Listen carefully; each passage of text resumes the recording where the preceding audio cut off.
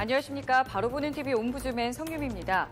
지난주 연합뉴스TV에서는 한중일 3국 정상이 한반도 비핵화와 평화체제에 협력하고 판문점 선언을 지지하는 특별 선언문을 채택한 소식과 트럼프 미국 대통령이 이란 핵협정 탈퇴를 선언한 배경 등 다양한 국내외 뉴스를 신속히 전했는데요. 오늘 연합뉴스TV를 말한다 시간에서는 오후 1시 뉴스, 오후 6시 뉴스, 오후 7시 뉴스를 중심으로 박두병 시청자 평가원이 모니터한 내용을 전해드리겠습니다.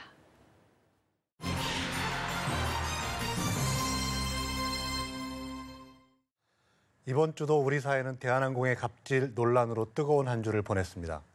대한항공 직원들은 광장으로 나와 총수 일가의 퇴진을 외쳤고 조현민 대한항공 전무의 영장 신청은 기각됐습니다. 연합뉴스TV는 이와 관련해 단순 전달 형식의 스트레이트 뉴스, 촛불 집회를 연결하는 현장성 뉴스, 스튜디오에 전문가를 초대해 분석하는 대담 형식의 뉴스, 갑질 논란에서 의뢰 반란을 소재로 한 심층 보도 등 다양한 접근과 형식을 시도했습니다. 연합뉴스TV는 대한항공 직원의 촛불 집회 시작 전, 촛불 집회가 열릴 때, 그리고 직장 내 갑질을 분석하는 뉴스를 입체적으로 보도했습니다. 먼저 대한항공 직원들의 촛불 집회가 열리기 전 대한항공 첫 촛불 집회 위장 또 위장하라는 뉴스 13을 살펴보겠습니다. 앵커는 오늘 4일 저녁 대한항공 직원들이 조양호 일가의 경영퇴진을 촉구하는 첫 촛불 집회를 연다. 직원들은 사측의 불이익을 우려하면서도 각종 위장수를 공유하며 참석을 독려하는 모습이라며 뉴스 13을 시작했습니다. 기자는 영화 V4 벤데타에서 저항을 상징하는 벤데타 가면을 대한항공 직원들이 촛불 집회에서 사용하기로 했다. 뉴스는 직원들이 신원을 감추면서 조양호 일가에 대한 저항의 뜻을 표출하기 위해서라며 대한항공 직원들의 오픈 채팅방의 내용을 소개했습니다. 집회가 다가올수록 벤데타 가면 외에도 각종 위장수를 공유하는 빈도가 잦아지는 등 사측의 추적을 피하기 위해 고심한 흔적을 엿볼 수 있다고 보도했습니다. 마스크와 선글라스는 기본이고 귀걸이와 휴대전화 케이스 같은 작은 액세서리까지 철저히 주의하라는 당부와 집회에서는 서로의 이름을 부르지 않고 모르는 사람과 말하지 않는다. 집회 전후 이동 방법 조언하기 등도 논의되고 있다고 보도했습니다. 이처럼 이들이 신분 감추기에 집중하는 것은 사측의 불이익을 걱정하기 때문이다. 과거 조현아 전 대한항공 부사장의 땅콩해양 갑질을 공개 증언했던 박창진 사무장은 사측의 인사 보복을 호소한 바 있다. 이 같은 분위기는 경찰의 수사에서도 드러나 증언이 아쉽다는 목소리도 나오고 있다고 전했습니다. 언론에는 여러 제보가 쏟아졌지만 수사에 협조하는 피해자는 손에 꼽을 정도로 적기 때문입니다. 조현민 씨 갑질 논란을 수사 중인 경찰 관계자는 폭행 몇 건만 더 있어도 고민 없이 사건을 경찰에 넘겼을 것이라고 말했습니다. 이 때문인지 청와대 게시판에는 청문회와 특검을 요구하는 청원이 줄을 잇고 있다고 보도했습니다. 연합뉴스TV는 대한항공의 촛불 집회 당일 현장을 직접 연결해 생생한 뉴스를 내보냈습니다. 조양호 일가 퇴진, 대한항공 직원 첫 촛불 집회라는 제목의 뉴스 일부를 짚어보겠습니다. 앵커는 지금 이 시각 서울 광화문에서는 대한항공 직원들이 갑질 논란에 휩싸인 조양호 일가의 경영퇴진을 촉구하는 촛불 집회를 벌이고 있다. 오늘 경찰은 차녀 조현민 씨에 대해 폭행과 업무 방해 혐의로 구속영장을 신청한 바 있다며 집회 현장에 나가 있는 취재기자를 연결했습니다. 박수주 기자. 현장의 기자는 7시부터 대한항공 직원들의 1차 촛불 집회가 시작됐다. 이곳에 모인 직원들은 준비된 노래와 구호를 외치며 조양호 회장 일가의 경영퇴진과 갑질 근절을 촉구하고 있다. 기장과 승무원, 정비사 등 각종 유니폼을 입은 모습과 또 가면을 쓴 아이들도 눈에 띈다. 직원들은 사전에 휴대전화 메신저 오픈 채팅방을 통해 가족과 연인, 친구들과 함께 집회에 참석하자고 의견을 모은 바 있다고 보도했습니다. 앵커는 집회가 열리기까지 어려움에 대해서 물었고 기자는 직원들이 사측의 감시와 보복을 우려해 신분 노출을 꺼리고 게다가 시작하기 몇 시간 전부터 취재진들이 집회 장소의 절반 이상을 차지할 만큼 대거 몰리면서 집회가 열리기까지는 쉽지 않았다고 답했습니다. 집회 시작 전 오픈 채팅방에는 사측 인사팀을 어디서 봤다, 주의하라는 목격담이 수시로 올라오기도 했다. 하지만 집회 시작 20분 전부터 가면을 쓰고 단체로 입장하는 사람들이 생기기 시작했고 시간이 지나고 해가 저물수록 참가 인원은 계속 늘고 있다고 보도했습니다.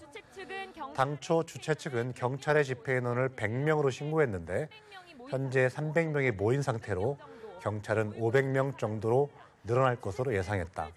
주최 측은 촛불 집회를 계속할 것을 예고했다. 현재 경찰이 주현민 씨와 이명희 씨 등 조 씨 일가의 갑질 관련 수사를 진행하는 상황에서 이들의 집회가 앞으로 어떤 나비 효과를 불러올지 관심이 쏠린다면서 보도를 마쳤습니다. 뉴스18의 현장인에서는 끊이지 않는 갑질 논란, 의뢰 반란이 시작됐다라는 제목으로 한층 더 깊이 있는 분석 뉴스를 내보냈습니다. 앵커는 땅콩 회항에 이어 물컵 갑질 논란까지 대기업 오너가의 갑질 행태가 끊이지 않고 있다. 과거와 달리 피해자로만 머물러 있던 의뢰 반란이 시작됐다. 이번 주 현장인에서는 변화하고 있는 우리 사회의 갑을 관계를 짚어보겠다며 기자를 연결했습니다. 기자는 밤늦은 촛불 집회 현장에서 갑질 논란으로 잇따라 대중 앞에 고개를 푹 숙인 자매들, 언지는 견과류 서비스를 문제 삼아 이륙 중인 여객기를 돌려세워 포토라인에 서고, 동생은 광고업체 직원이 질문에 제대로 답변하지 못했다며 음료를 뿌리고 유리컵을 던진 혐의로 경찰에 소환됐다고 보도했습니다. 하지만 정작 피해자들은 사과의 진정성이 없다고 말한다며 박창진 전 대한항공 사무장의 인터뷰를 내보냈습니다. 박 전 사무장은 가해자들은 피해자들의 고통이 얼마나 큰지 알고 있는가. 그들은 인간 존중이라는 가치관 자체가 없는 사람들이다 라고 비판했습니다. 기자는 광화문 세종문화회관 앞에서 대한항공 직원들이 주양호 회장 일가의 갑질을 규탄하기 위해 자체적으로 기획한 첫 촛불 집회 현장이라고 소개하며 이들은 카카오톡 오픈 채팅방에서 만나 이번 집회를 계획하고 논의했다. 집회의 진정성을 보장하기 위해 노조뿐만 아니라 시민사회단체의 도움을 받지 않았다고도 보도했습니다. 대한항공의 한 직원은 인터뷰에서 조직적으로 시작하는 쟁의 행위나 집회보다 더 가치가 있다. 개개인이 마음에서 우러나 한자리에 나와 같은 목소리를 낼 수 있다는 게 중요하다고 말했습니다. 총수 일가의 갑질을 폭로하고 각종 증언과 제보를 쏟아내면서 전방위 수사를 이끌어낸 것도 바로 오픈 채팅방의 직원들이었다. 을들의 집회라는 점이 확연히 드러나는 또 다른 포인트는 가면과 마스크라고 보도했습니다. 이미 땅콩이항 사건에서 피해자인 박창진 전 사무장이 대래 인사불이익을 당하는 모습을 지켜본 직원들은 사측의 보복 등 2차 피해를 막기 위해 신분 노출을 최소화하고 첩보 작전을 방불케 하듯 집회 참석 경로도 다양화했다고 보도했습니다.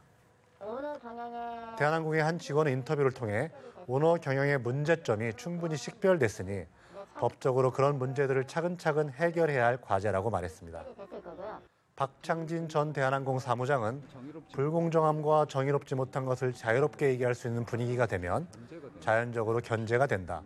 피해자들이 더 영광스러운 자리로 가고 더 영광스러운 사람들이 돼야 하는데 우리는 피해자를 더 비참하게 만드는 구조라고 심경을 토로했습니다. 기자는 생존의 문제고 2차 피해에 대한 두려움 때문에 우리 사회의 을들은 그저 참고 견디고 지내왔다. 하지만 대한항공 직원들의 촛불 집회 사례에서 볼 수 있듯 조금씩 변화의 움직임이 나타나고 있다. 사상 최대 규모의 촛불 집회로 현직 대통령을 탄핵시켰던 시민들은 불의에 맞서 힘을 모으면 변화를 이끌어낼 수 있다는 자신감을 얻었다. SNS와 인터넷 제보 통로도 다양해지면서 갑질 미투가 사회 전반에 확산된 모습이라고 전했습니다. 이나영 중앙대 사회학과 교수는 우리 스스로가 이 문화를 바꾸고 내 의식을 바꾸겠다는 운동 차원으로 가는 것이 한편에 있다면 보편적인 시민들의 의식을 견인할 수 있는 법과 제도의 전면적인 개혁이 필요하다고 주장했습니다.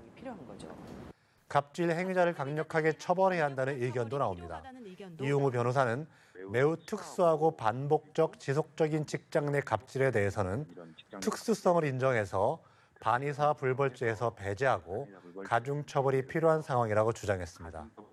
기자는 눈앞에 펼쳐진 부조리에 더 이상 눈 감지 않겠다는 을들의 반란이 우리 사회를 어디까지 바꿔낼 수 있을지 주목된다며 뉴스를 마무리했습니다. 다음은 영장기각 주현민 수사난항, 촛불 집회는 계속이라는 뉴스18의 보도를 짚어보겠습니다.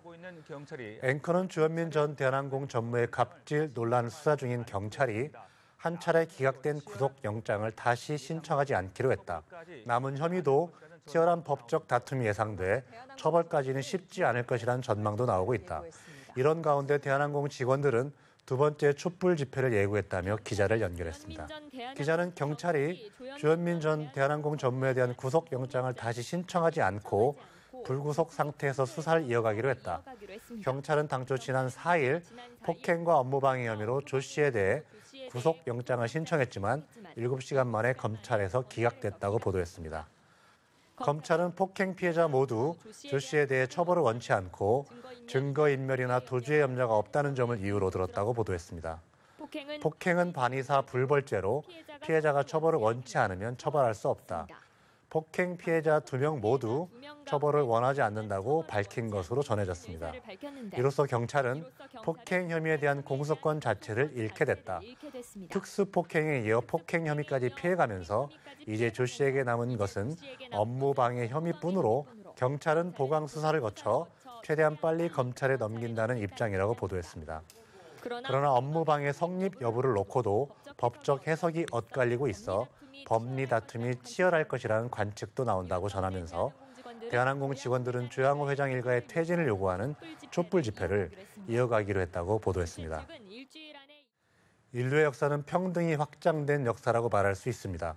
피부색이 다르다고 해서 여성이라고 해서 학대를 하거나 차별할 수 없는 시대에 우리는 살고 있습니다.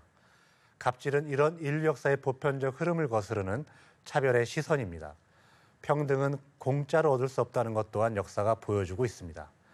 대한항공 직원들의 촛불 집회가 우리 사회의 갑질을 근절하는 계기가 되길 희망합니다.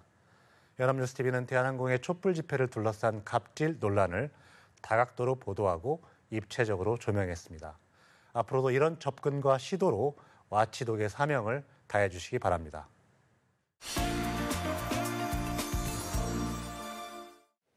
이번 순서는 주말에 방영되는 제작 프로그램을 대학생의 시선으로 분석하고 평가한 내용을 들어보는 캠퍼스TV 리포트 시간입니다. 이번 주는 동덕여자대학교 아동학과의 김자현 학생 나와 있습니다. 안녕하세요.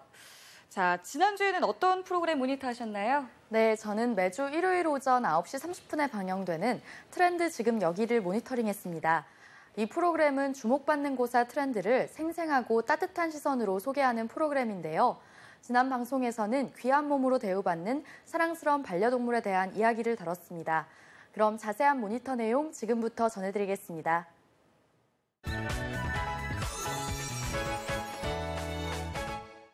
지난 6일 방송된 트렌드 지금 여기에서는 귀하신 몸, 내 사랑 반려동물이라는 제목으로 다양한 반려동물의 모습을 볼 수 있었습니다.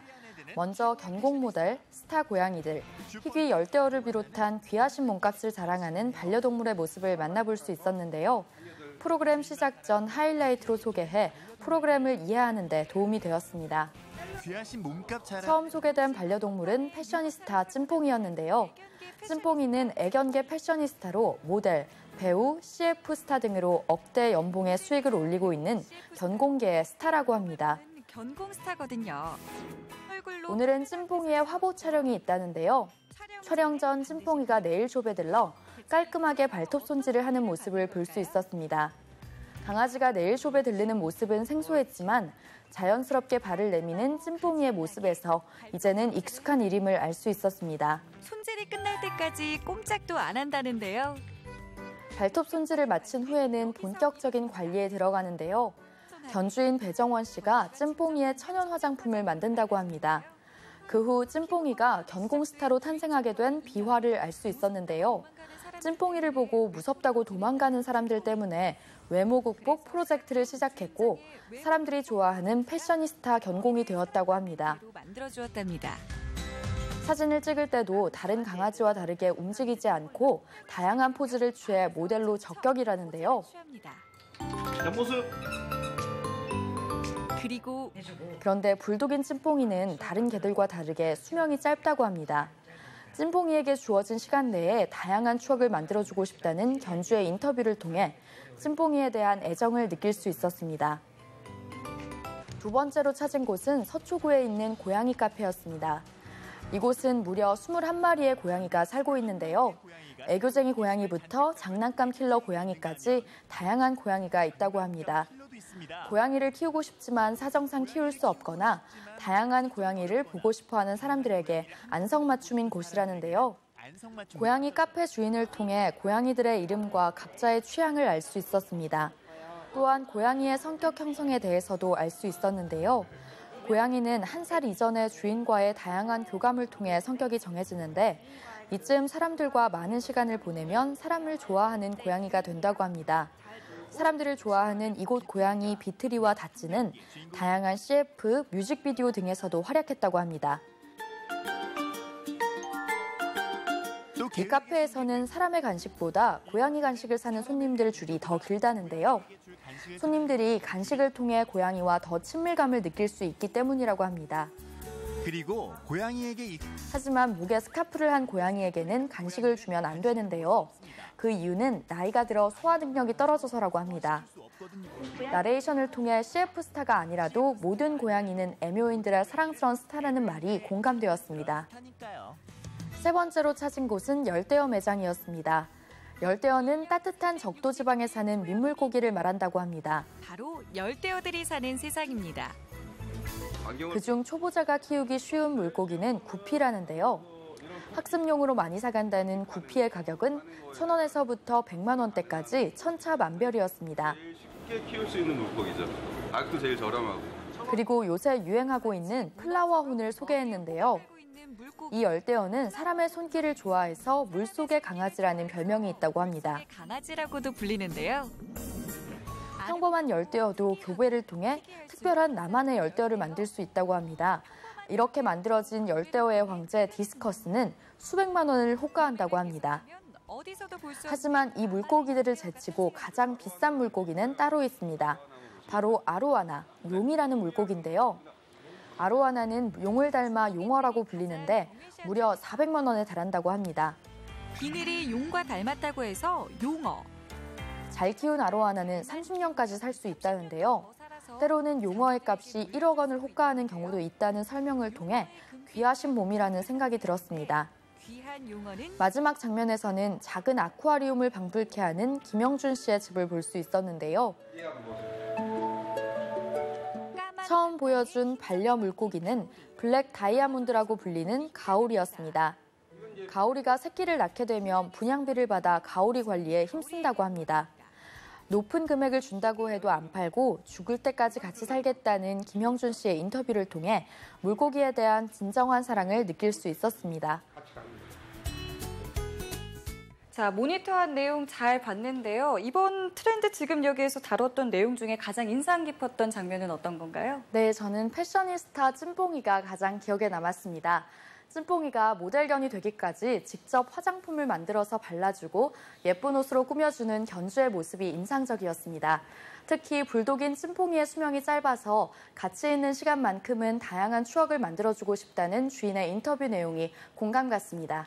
네, 알겠습니다. 지금까지 트렌드 지금 여기를 모니터한 동덕여자대학교의 아동학과 김자현 학생과 함께했습니다. 오늘 말씀 고맙습니다.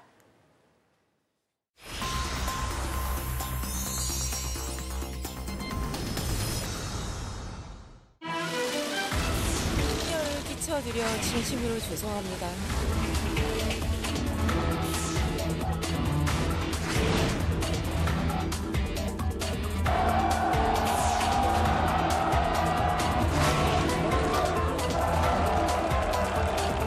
국민의 삶과 자존심을 무너뜨리는 불공정 적폐로 우월적 지위를 내세워 상대를 무시하거나 인격적 모독을 가하거나 부당한 요구나 처우를 하는 것은 이제 국민들이 용납하지 않습니다.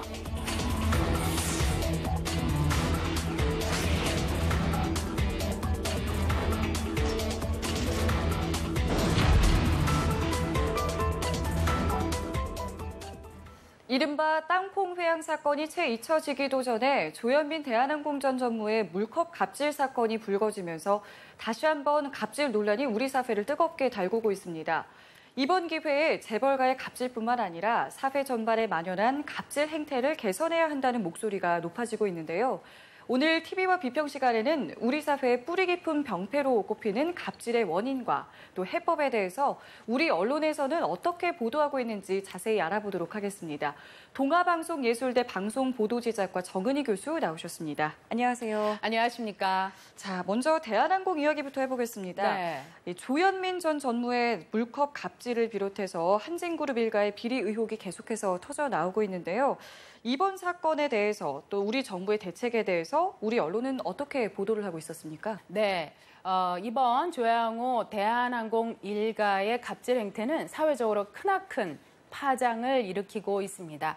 물론 언론에서는요, 재벌의 이 갑질 행태에서 여러 차례 보도를 한 적이 있었지만 가장 크게 이슈를 끌고 있는 것이 이번 사건이 아닌가라는 생각이 듭니다. 대한항공 직원들은 서울 광화문 앞에서 촛불 집회를 열고 조양호 일가의 퇴진을 요구하고 있습니다.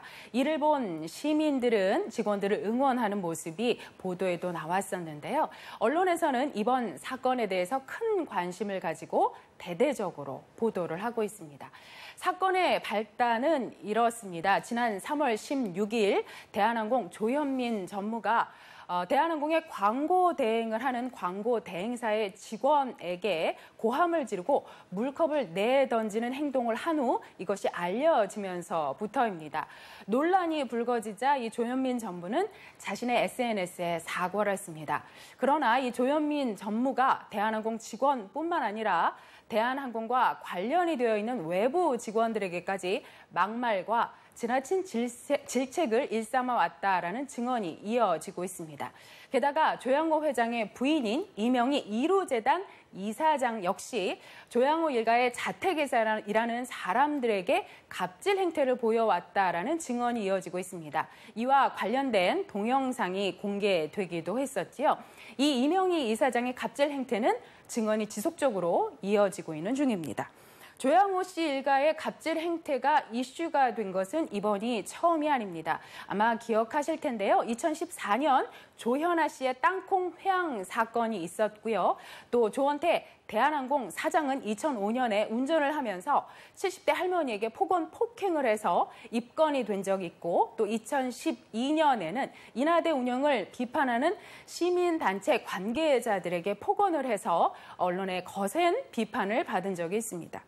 이렇게 언론은 사건의 경위와 함께 조양호 일가의 갑질 행태에 대해서 자세히 보도를 하고 있습니다. 그리고 청와대 국민청원 사이트죠. 조현민 전무의 갑질 행태를 엄중히 처벌해달라는 청원과 함께 대한항공의 사명과 로고를 변경해달라는 청원이 이어지고 있습니다. 지속적인 관심이 필요한 사안입니다. 사태가 이렇게 커지면서 언론에서는 우리 사회의 팽배해 있는 갑질 행태에 대해서 보도하면서 정부에서도 공공분야 갑질 근절을 위한 대책을 마련 중이며 이를 6월에 발표한다고 보도를 했습니다. 보도에 따르면 지난 4월 18일 반부패 정책협의회에서 문재인 대통령이 갑질 문화는 우리 국민의 삶과 자존심을 무너뜨리는 불공정 적폐라고 지적을 한 이후에 구체적인 대책 마련이 이어지고 있습니다. 정부는 갑질에 대한 실태 조사와 또 적발 시스템 마련, 피해 지원 방안 등에 대해서 구체적 논의를 하고 있는데요. 정부는 국민 설문조사와 함께 권익위 신문고에 여러 청원을 받아서 회의를 거쳐서 이 종합대책에 대해서 확정하고 발표한다고 합니다. 네. 자, 그동안 오너와 그 일가의 갑질 행태는 사실 시민들의 불매 운동으로까지 이어지면서 네. 기업의 최대 리스크로 자리를 잡기도 했는데요. 네. 때문에 근본적인 해법이 필요하다라는 이야기도 나오고 있습니다. 자, 그렇다면 우리 언론은 과연 와치독 역할을 제대로 했는지 저희가 좀 짚어보면 좋을 것 같은데요. 그렇습니다. 기업 일가의 갑질 행태는 어제 오늘의 일이 아닙니다. 그래서 여러분들께서도 이 재벌 일가의 갑질 행태에 대한 보도를 여러 차례 겪으셨을 겁니다. 이를 빗대어서 영화도 제작이 됐었습니다. 이 영화는 상당한 관객 수를 모았었는데요. 그리고 지금 말씀하셨다시피 이 해당 기업에 대해서 상품 불매 운동을 벌이기도 했습니다. 그런 만큼 우리는 갑질 행태에 대해서 큰 비판 의식과 함께 문제 제기를 하고 있는 겁니다. 그러나 정작 언론에서는 크나큰 이슈를 만들지 못했습니다. 물론 다양한 이유가 있을 겁니다. 그럼에도 불구하고 우리 사회에서 이 오너 일가의 갑질 행태에 대해서 중심이 될 수 있도록, 관심을 받을 수 있도록 사안몰이를 하는데 언론이 부족한 모습이었습니다. 국내가 아닌 국외와 연결됐을 때 조금 더 이슈를 받았는데요. 그것은 외국의 시각에서 봤을 때 이 갑질 형태는 굉장히 이상한, 부당한 형태이기 때문입니다. 그래서 우리가 2014년에 조현아 씨의 땅콩 회항 사건을 기억하고 있는 것입니다. 하지만 이와 같은 갑질 형태는 여러 차례 있었습니다. 이제 우리 언론에서는 사회적 이슈가 될 수 있도록 좀 적극적인 보도 행태를 보이는 것이 옳지 않나라는 생각이 듭니다. 우리 언론이 와치독 역할을 제대로 해왔다면 우리는 이러한 사태가 점차 심각해지는 것을 보지 않았을 겁니다. 흔히 언론의 사회적 역할과 또 기능을 얘기할 때 이 와치독을 얘기를 합니다. 바로 감시와 비판의 기능입니다. 언론은 권력의 남용과 또 사회 부정 부패에 대해서 감시하고 비판을 제기해야 합니다. 다수의 이익을 위해서 봉사하는 언론의 가장 중요한 역할 중에 하나가 바로 이 와치독입니다. 이제는 여러 재벌 오너 일가의 갑질 행태에 대해서 문제를 제기하고 지속적인 보도를 해야 할 것입니다. 네. 짚어주신 기업 오너가 갑질뿐만 아니라요. 네. 직장 내 갑질 문제도 큰 사회적 문제가 되고 있는데 네. 여기에 대해서 우리 언론은 지금 어떻게 보도를 하고 있는지, 혹시 또 보도에 문제점이 있다면 어떤 게 있을까요? 네. 직장 내에서 당할 수 있는 갑질은 여러 종류가 있습니다. 이번 노동의 날을 맞이해서 한 노동법률 단체가 이를 정리했는데요. 이것이 보도됐습니다. 가장 많이 떠올리시는 것은 아마 병원 내 간호사의 태움 문화일 겁니다. 말씀드리기 좀 조심스럽긴 하지만 제가 될 때까지 태운다라는 의미를 가지고 있습니다. 이외에도 여러 가지 갑질의 형태가 있습니다. 중요한 것은 우리 언론이 이를 감시하고 개선하는 데 노력을 해야 한다는 것입니다. 과거 우리는 갑질 기사를 많이 접해왔습니다. 그러나 항상 그때뿐인 아쉬움이 있었습니다. 지속적으로 보도를 하면서 문제를 제기했어야 합니다. 물론 갑질 문화를 밝히지 않은 경우도 많습니다. 그러나 공공연하게 드러나는 갑질에 대해서는 언론이 지속적으로 관심을 갖고 보도를 했어야 한다고 생각을 합니다. 또한 개선책 마련에도 부족한 부분이 있었습니다. 물론 여러 국내외 정세상 시급한 현안이 있다 하더라도 이 갑질은 국민의 삶과 직접적인 연관이 되어 있는 행태입니다. 그런 만큼 기획 보도를 통해서 개선을 해야 하는데요. 사실 보도에만 급급하고 갑질 행태에 대한 지속적인 고발과 전문적인 개선안 마련에는 다소 미흡하지 않았나라는 생각이 듭니다. 이제는 이를 개선하고 갑질에 대해서 지속적으로 보도를 하면서 갑질 논란으로 이어질 수 있는 행태에 대해서 비판적 의식을 제기해야 합니다. 네, 결국 이런 갑질 문제를 좀 해결하기 위해서는 제도 개선, 또 네. 의식의 변화가 필요하다는 말씀이신데요. 그렇다면 우리 언론이 해야 할 역할을 좀 짚어주신다면요? 네, 권력이라는 것이 참 무서운 모양입니다. 그래서 권력을 가진 자는 늘 자신의 마음을 점검하고 자제할 필요가 있는데요. 이 남용된 권력에 대해서는 언론은 와치독 역할을 제대로 해야 할 것입니다. 이번 기회에 우리 사회를 점검해 봐야 하지 않나라는 생각이 듭니다. 우리나라 헌법 제11조에는 모든 국민은 법 앞에 평등하다. 누구나 성별이나 종교 또는 사회적 신분에 의하여 정치적, 경제적, 사회적, 문화적 생활의 모든 영역에 있어서 차별을 받지 아니한다. 사회적 특수 계급의 제도는 인정되지 않으며 어떠한 형태로도 이를 창설할 수 없다라고 반드시 규정되어 있습니다. 그런 만큼 첫째, 비단 재벌 일가뿐만 아니라 우리 사회의 팽배해 있는 갑질에 대해서 비판적 의식을 제기해야 할 것입니다. 갑질이 무엇인지 근거 있는 개념을 공유를 하고요. 또 어떤 행위가 갑질인지 지속적으로 보도를 해야 할 것입니다. 비판적 시각에서 이런 보도를 다루어서 갑질이 얼마나 무서운 병폐인지 알려야 합니다. 이에 대한 기획 보도 등을 통해서 그러려니 하는 의식을 개선해 나갈 필요가 있겠습니다. 둘째, 갑질 논란에 대한 개선안 마련을 위한 전문적인 보도가 필요하다고 생각합니다. 기업은 일개 개인의 것이 아닙니다. 주주도 있고요. 종사자도 있습니다. 일개 개인의 것일 수 있다라는 생각 자체를 하지 말아야 합니다. 그리고 갑질 행태의 방지와 또 개선안 마련을 위한 전문적 보도가 필요해 보입니다. 이러한 노력으로 우리가 이루어야 할 것은 이런 행태를 만들 수 있는 구조의 변화와 또 개선입니다. 우리 언론은 이러한 과정에서 중추적인 역할을 해야 할 텐데요. 갑질에 대한 비판적 의식을 제기하고 또 방지 및 개선을 하려면 많은 시간이 걸릴 것입니다. 지속적인 보도가 필요한 부분입니다. 노블리스 오블리주를 실천하는 외국의 사례는 끝도 없습니다. 가진 자가 해야 하는 사회적 가치 실행이 무엇인지 우리 언론이 알려주어야 합니다. 우리 언론은 큰 이슈를 불러왔던 사안에 대해서 짧게 그리고 빨리 잊어버리는 단점도 가지고 있습니다. 이번 사건을 계기로 지속적인 보도가 필요해 보이고요. 또 우리의 지속적인 관심 역시 필요해 보입니다. 우리 언론의 끊임없는 추진력 기대하겠습니다. 알겠습니다. 지금까지 동아방송예술대 방송보도지작과 정은희 교수와 함께했습니다. 오늘 말씀 고맙습니다. 고맙습니다. 네, 옴부즈맨 제작진은 시청자 여러분의 다양하고 소중한 의견을 기다립니다. 방송을 보고 느낀 소감을 연합뉴스TV 홈페이지 시청자 게시판이나 SNS로 보내주시기 바랍니다. 저희는 다음 주에 다시 찾아뵙겠습니다. 시청자 여러분 고맙습니다.